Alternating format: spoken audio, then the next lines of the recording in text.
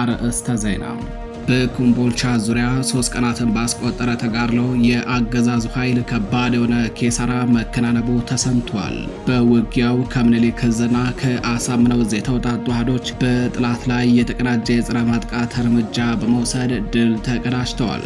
የምኒልክ ዕዝ አሃዶች የጨበጣ ውጊያ ሲያደርጉ፣ በተመሳሳይ የአሳምነው ዕዝ አሃዶች ደግሞ የጨበጣ ውጊያ እያደረጉ ለሚገኙት የምኒልክ ዕዝ አሃዶች የሜካናይዝድ ሽፋን በመስጠትና ጥላት ወደ ቀጠናው ተጨማሪ እንዳያስገባ እንዳያስወጣ መንገድ በመዝጋት ባደረጉት የተቀናጀ ውጊያ ነው በአገዛዙ ኃይል ላይ ከሞራላዊ ኪሳራ ጀምሮ ከባድ የሆነ የሰብአዊና ቁሳዊ ኪሳራ ማድረስ የቻሉትም። መረጃውን በዝርዝር ታደምጡታላችሁ። በሌላኛው መረጃችን በአርማጭሆ ቀጠና ፋኖ በፈጸመ የደፈጣ ጥቃት 16 የአገዛዙ ወታደሮች ሙትና ቁስለኛ መደረጋቸው ታወቀ። ወታደሮቹ ከጋብላ አቅጣጫ መነሻቸውን አድርገው ወደ አርማጭሆ እየተጓዙ ባሉበት ነው ግመል ድንጋይ ተብሎ በሚጠራው አካባቢ ደፈጣ ጥቃቱ የተፈጸመባቸው።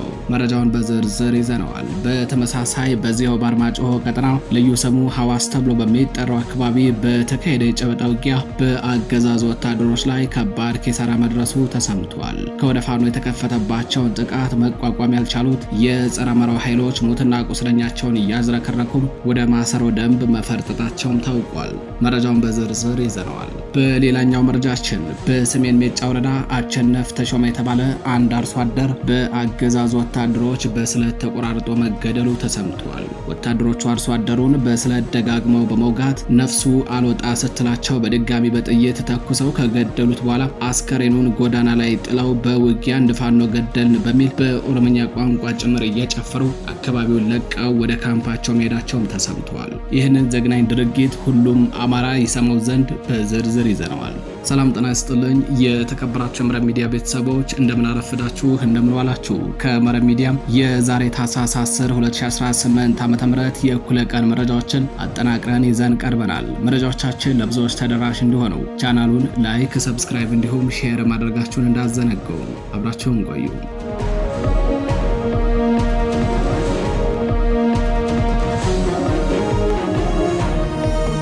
ወደ ቀዳሚው መረጃችን እናልፋለን። በሰሜን ሜጫ ወረዳ አቸነፍ ተሾመ የተባለ አንድ አርሶ አደር በአገዛዙ ወታደሮች በስለት ተቆራርጦ መገደሉ ተሰምቷል። በምዕራብ አማራ ቀጠና ሰሜን ሜጫ ወረዳ አምቦ መስክ ቀበሌ ልዩ ስሙ ኳጃ ተብሎ በሚጠራው አካባቢ ኗሪ የነበረው አቶ አሸነፍ ተሾመ የተባለ ጎልማሳ አርሶ አደር ታህሳስ 3 2018 ዓ.ም ሰብል እየሰበሰበ ባለበት በአገዛዙ ወታደሮች ተይዞ በአሰቃቂ ሁኔታ መገደሉን መረብ ሚዲያም ከአካባቢው ኗሪዎች ለማረጋገጥ ችሏል። ወታደሮቹ መሳሪያ ደብቃል በሚል አርሶ አደሩ በማሳው አዝመራ እየሰበሰበ ባለበት አፍነው ወደ መኖሪያ ቤቱ ከወሰዱት በኋላ ቤቱን ፈትሸው መሳሪያ ሲያጡ የአንድ መሳሪያ ዋጋ ተመን ስጠን ያለበለዚያ እንገድልሃለን አሉት። አርሶ አደሩም መሳሪያ እንደሌለው መለሰላቸው። ይህን ጊዜ ሆዱ ላይና ደረቱ ላይ በስለት ደጋግመው ወጉት። ነፍሱ አልወጣ ስትላቸው 3 ጊዜ ደጋግመው በመተኮስ ረሽነው አስከሬኑን መንገድ ላይ ጥለውት ሄዱ ሲሉ መረብ ሚዲያ ያነጋገራቸው የዓይን እማኞች ገልጸዋል። ሟች አርሶ አደር አቸነፍ ተሾመ ማህበራዊ ህይወቱ የተቃና ምስጉንና አዱኛው የሞላለት ሞዴል አርሶ አደር እንዲሁም ባለትዳርና የልጆች አባት እንደነበረ ነው የአካባቢው ኗሪዎች የተናገሩት። አርሶ አደሩ ታህሳስ 3 2018 ዓ.ም የበቆሎ ሰብል እየሰበሰበ ባለበት ከረፋድ 3 ሰዓት ገደማ በአገዛዙ ወታደሮች ታፍኖ መኖሪያ ቤቱ ከተፈተሸ በኋላ ወታደሮቹ የጠየቁትን የአንድ መሳሪያ ተመን መክፈል ባለመቻሉ በስለትና በጥይት በአሰቃቂ ሁኔታ ተገድሏል። ወታደሮቹ አርሶ አደሩን በስለት ደጋግመው በመውጋት ነፍሱ አልወጣ ስትላቸው በድጋሚ በጥይት ተኩሰው ከገደሉት በኋላ አስከሬኑን ጎዳና ላይ አውጥተው ጥለው በውጊያ አንድ ፋኖ ገደልን በሚልና በኦሮምኛ ቋንቋ ጭምር እየጨፈሩ አካባቢውን ለቀው ወደ ካምፓቸው መሄዳቸውንም መረብ ሚዲያ ያነጋገራቸው የዓይን እማኞች ተናግረዋል። ንጹሃንን በአሰቃቂ ሁኔታ መግደል፣ ታዳጊ ሴቶችን አስገድዶ መድፈር እንዲሁም አዝመራ ማውደም፣ ቤት ንብረት ማቃጠል፣ የቤት እንስሳቶችን መጨፍጨፍ ይህ የአገዛዙ ወታደሮችና የአገዛዙ ሁነኛ መገለጫ ሆኗል። ወደ ሌላኛው መረጃችን አለፍን። በኮምቦልቻ ዙሪያ 3 ቀናትን ባስቆጠረ ተጋድሎ የአገዛዙ ኃይሎች ከባድ የሆነ ኪሳራ መከናነባቸው ተሰምቷል። በውጊያው ከምኒልክ ዕዝና ከአሳምነው ዕዝ የተውጣጡ ኃይሎች ናቸው በጥላት ላይ የተቀናጀ የጸረ ማጥቃት እርምጃ በመውሰድ ድል የተቀዳጁትም። የምኒልክ ዕዝ ኃይሎች የጨበጣ ውጊያ ሲገቡ፣ በተመሳሳይ የአሳምነው ዕዝ ኃይሎች ደግሞ ጨበጣ ውጊያ ለገጠሙት የሜካናይዝድ ሽፋን በመስጠትና ጥላት ተጨማሪ እንዳያስገባ መንገድ በመዝጋት ተሳትፎ አካሂደውታል በተባለው በዚያው ወደ ውጊያም አገዛዙ ኃይል ከሞራላዊ ኪሳራ ጀምሮ ከባድ የሆነ የሰብአዊና ቁሳዊ ኪሳራ ገጥሞታል። በአማራ ፋኖ ብሔራዊ ኃይል ምስራቅ አማራ ቀጠና ምኒልክ ዕዝ ልጅ ኢያሱ ኮር ስር ከሚገኘውና በኮምቦልቻ ዙሪያ መሰረቱን አድርጎ የሚንቀሳቀሰው በየጎፍ ክፍለ ጦርና በአማራ ፋኖ ብሔራዊ ኃይል ደቡብ አማራ ቀጠና አሳምነው ዕዝ አጼ ዘርዓ ያዕቆብ ኮር ስር ከሚገኘው ከብሩኬ ደምሴ ክፍለ ጦር የተውጣጡ የፋኖ ኃይሎች በጥምረት በኮምቦልቻ ዙሪያ ለተከታታይ 3 ቀናት ባደረጉት ተጋድሎ ታላቅ ድል መቀዳጀታቸውን መረብ ሚዲያ ለማረጋገጥ ችሏል። ከታህሳስ 6 2018 ዓ.ም ዕለተ ሰኞ ንጋት ጀምሮ ላለፉት ተከታታይ ቀናት በከባባድ መሳሪያዎች ታግዘው በ3 ግንባሮች ውጊያ ከፍቶ የነበረው አገዛዙ ኃይል ከወደ ፋኖ የተሰነዘረበትን የመመከትና የመልሶ ማጥቃት እርምጃን መቋቋም አቅቶት በርካታ ሰራዊቱ ሙትና ቁስለኛ ተደርገውበታል።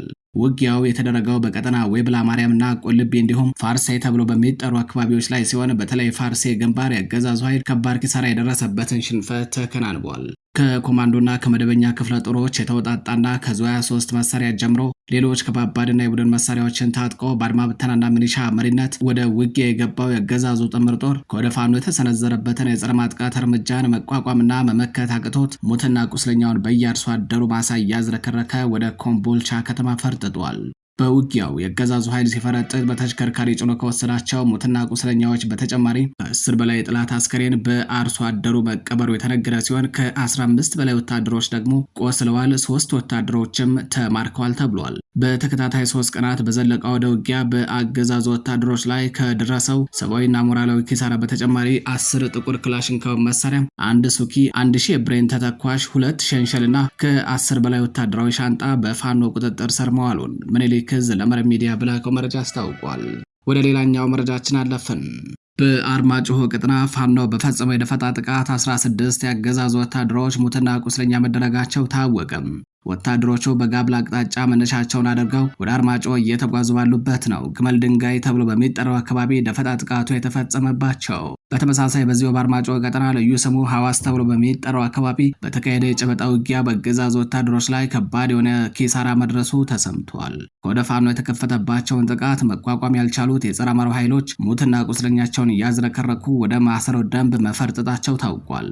በአማራ ፋኖ ብሔራዊ ኃይል ሰሜን አማራ ቀጠና በላይ ዘለቀ ዕዝ ደጃዝማች ኮር በጥላት ላይ በወሰደው እርምጃ ነው ድል የተቀዳጀው። በደረሰበት ምት ሞራሉ የራሸቀው የብርሃኑ ጁላ ሰራዊት ሞራሉን ለማነሳሳት በማለም ቁጥሩ የበዛ ኃይል ከጋብላ አቅጣጫ ወደ ሐዋሳ አርማጭሆ በሁለት ተከፍሎ የተጓዘ ሲሆን ግመል ድንጋይ የተባለ ቦታ ሲደርስ በደጃዝማች ኮር በተከፈተበት የደፈጣ ጥቃት ከባድ ኪሳራን አደርሷል። በደጃዝማች ኮር አርበኞች ክፍለ ጦር ሴሳይ ብርጌድና ጎቤ ክፍለ ጦር ሰሜን ብርጌዶች ከአካባቢው ማህበረሰብ ጋር በመጣመር ፈጣን የደፈጣ ጥቃት እርምጃ የወሰዱ ሲሆን በዚህም 12 የጥላት ኃይል ሲደመሰስ 4ቱ ደግሞ ክፉኛ መቁሰላቸው ታውቋል። ውጊያውን መቋቋም የተሳነው የፋሽስቱ ሰራዊት አስከሬኑን አንጠባጥበው ወደ ጋብላ አቅጣጫ ፈርጥጧል። በተመሳሳይ ወደ አርማጭሆ ሐዋሳ የተጓዘው ሁለተኛው የጥላት ሰራዊት ቡድን ደግሞ የአካባቢው ነዋሪ በሁለት ሻለቃ ተደራጅቶ በመጠበቅ ሰብአዊ ጉዳት ስላደረሰበት ወደ ጋብላ ሸሽቷል። በዚህ ቀጠና በተደረገ የጨበጣ ውጊያ አገዛዙ ከባድ ኪሳራን ማስተናገዱ ነው የታወቀው። ከሐዋሳ ተነስቶ የተመለሰውን ጥላት ጋብላ ከተማ አቅራቢያ ሲደርስ ከባድ ደፈጣ እና የጨበጣ ውጊያ ተከፍቶበት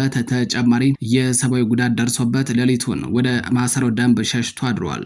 በተከታታይ በሽመለ ጋራ፣ አሻሚትና መሻ ከባድ ምት የደረሰበት የአገዛዙ ኃይል መሻህን፣ ደሎሎ ቁጥር 1ና አካባቢውን ለቆ የሸሸ ሲሆን ጋብላ ከተማ ላይም እየተፈጸመበት ባለው ጥቃት ተሳቆ ከተማዋን ለቆ ወጥቷል። ወደ ሌላኛው መረጃችን አለፍን። ወራትን ፈጅቶ የተገነባው ጠንካራ የተባለው ምሽግ በሰዓታት ውጊያ በፋኖ ተደረመሰ። ምሽጉ የተሰበረው የፋኖ አባላቱ በቦምብና በሳንጃ ጨበጣ ባደረጉት ተጋድሎ ሲሆን በዚህም ከ40 በላይ አገዛዙ ወታደሮች ሙትና ቁስለኛ ተደርገዋል። በአማራ ፋኖ ብሔራዊ ኃይል ምኒልክ ዕዝ ልጅ ኢያሱ ኮር 24ኛ ክፍለ ጦር የአምባሰል ወረዳ መቀመጫ በሆነችው ጫሌ ከተማ ዙሪያ ትላንት ታህሳስ 9 2018 ዓ.ም ከማለዳው ጀምሮ ወደ ጥላት ምሽግ ዘልቆ በመግባት በቦምብና ሳንጃ ጭምር በመጠቀም ባደረጉት ከባድ ተጋድሎ እጅግ ጠንካራ የተባለ የጥላት ምሽግን በመስበር ድል መቀዳጀታቸውን መረብ ሚዲያ ለማረጋገጥ ችሏል። ከከተማዋ በ2 እና 3 ኪሎ ሜትሮች ርቀት ቁንጥሮ ተብሎ በሚጠራው አካባቢ የሚገኘውና እጅግ ጠንካራ የተባለው የአገዛዙ ወታደራዊ ምሽግ ትላንት ማለዳ ሰዓታትን ባልፈጀ ሁኔታ በፋኖ ቦምብ ድርምስምሶ የወጣ ሲሆን በዚህም ከ40 በላይ የአገዛዙ ወታደሮች ሙትና ቁስለኛ ተደርገዋል። ቁስለኞች ወደ ሐይቅና ውጫሌ ከተማ ተወስደዋል ለሕክምና። በውጊያው በአገዛዙ ወታደሮች ላይ ከደረሰው ከባድ የሰብአዊና ሞራላዊ ኪሳራ በተጨማሪ በርካታ ቁጥር ያለው ክላሽንኮቭ መሳሪያ በፋኖ ቁጥጥር ስር ገብቷል። በውጊያው የአገዛዙ ኃይሎች ከዙ 23 ጀምሮ ሞርተር እንዲሁም መድፍና ሌሎች ከባባድ የጦር መሳሪያዎችን የተጠቀሙ ቢሆንም ነገር ግን የፋኖን ጥቃት ሊከላከልላቸው አልቻለም። ወደ ሌላኛው መረጃችን አለፍን። የአማራ ክልል ምክትል ርዕሰ መስተዳድርና የምስራቅ እዝ አዛዡ መሐመድ ተሰማ ትላንት በገርጨጭ ከተማ ጥቃት ተከፍቶባቸው እንደነበር መዘገባችን አይዘነጋም። አመራሮቹ በከተማዋ ምንም አይነት ህዝባዊ ውይይት ሳያደርጉ ህይወታቸውን ለማትረፍ ፈርጥጠዋል። ነገር ግን በዛሬው ዕለት በገርጨጭ ከተማ የተደረገ ህዝባዊ ውይይት በሚል አሚኮ በተባለ ልሳናቸው በሌሎች ከተማዎች ያደረጉትን ውይይት የገርጨጭ ከተማ አስመስለው እያስተላለፉ መሆኑ ተሰምቷል። ወልዶ ያሳደጋቸውን የአማራ ህዝብ ከአብይ አህመድ ጋር ሆነው እያስጨፈጨፉ ያሉት መሐመድ ተሰማና አብዱ ሁሴን ላይ ያነጣጠረ ጥቃት ትላንት መፈጸሙን መዘገባችን አይዘነጋም። የአማራ ክልል ምክትል ርዕሰ መስተዳድር የሆኑት አብዱ ሁሴንና የምስራቅ እዝ አዛዡ መሐመድ ተሰማን ጨምሮ ሌሎች ያገዛዙ ምንጣፍ ጎታች ተላላኪዎች በምዕራብ አማራ ቀጠና ደቡብ ሜጫ ገርጨጭ ከተማ ላይ ህዝቡን ሰብስበው የተለመደና ርባና ቢስ ድስኩራቸውን ሊያሰሙ ሙከራ ሲያደርጉ ከባድ የሆነ ጥቃት እንደተፈጸመባቸው መረብ ሚዲያ ከቴዎድሮስ እዝ አረጋግጧል። የጸረ አማራው ብልጽግና አገዛዝ ዋና ተላላኪ በሆኑት ባንዳዎች ላይ ጥቃቱን የከፈታቸው በአማራ ፋኖ ብሔራዊ ኃይል ቴዎድሮስ እዝ 22ኛ ክፍለ ጦር ስር የምትገኘው የ4ኛ ሻለቃ አባላት ሲሆኑ በዚህም ያገዛዙ ኃይል እንኳን አመራሮቹን ሊጠብቅ ይቅርና ራሱን ማዳን አቅቶት የተበታተነበትን ድል ተቀዳጅታ ውላለችም። ከአማራ ተወልደው ነገር ግን የአማራን ህዝብ እያስጨፈጨፉ የሚገኙት አብዱ ሁሴንና መሐመድ ተሰማ የተባሉ ባንዳዎች ትላንት ታህሳስ 9 2018 ዓ.ም ሜካናይዝድ በታጠቀ እጅግ በርካታ ቁጥር ባለው ሰራዊት ታጅበው በደቡብ ሜጫ ወረዳ ገርጨጭ ከተማ በመግባት እርባና ቢስ ድስኩራቸውን ሊያሰሙ ህዝቡን በግዴታ ለመሰብሰብ እየሞከሩ ባሉበት ነው ጥቃቱ የተከፈተባቸው። በጥቃቱ ከባባድ መሳሪያዎች ጀምሮ ታጥቆ ባንዳ አመራሮችን ሲያጅብ የነበረ ኮማንዶ ኃይል ሞትና ቁስለኛ መደረጉን መረብ ሚዲያ ከቴዎድሮስ እዝ ለማረጋገጥ ችሏል። ባንዳዎቹ የስብሰባ አዳራሽ ውስጥ ተቀምጠው የህዝቡ መምጣት እየተጠባበቁ ባሉበት ፋኖ የስብሰባ አዳራሹን ጣሪያ በድሽቃ ሲደበድብ አመራሮችን ያጅብ የነበረው ሰራዊት ድንብርብር ወጥቶ ጥሏቸው መፈርጠጡንና ባንዳ አመራሮቹ ብቻቸውን ሲሮጡ የከተማ ነዋሪ ተመልክቷል ሲሉ እዙ በህዝብ ግንኙነት መምሪያ በኩል ገልጿል። እዙ በተጨማሪም ስብሰባው ተበትኗል፣ የባንዳዎቹ አጃቢዎች ሙትና ቁስለኛ ተደርገዋል ሲል ነው የገለጸው። የተከበራችሁ የመረብ ሚዲያ ቤተሰቦች ለዛሬ ታህሳስ 10 2018 ዓ.ም የእኩለ ቀን አጫጭር መረጃዎቻችን እነዚህን መስላሉ። መረጃዎቻችን ለብዙዎች ተደራሽ እንዲሆኑ ቻናሉ ላይክ፣ ሰብስክራይብ እንዲሁም ሼር ማድረጋችሁን እንዳትዘነጉ። ቸር ቆዩ።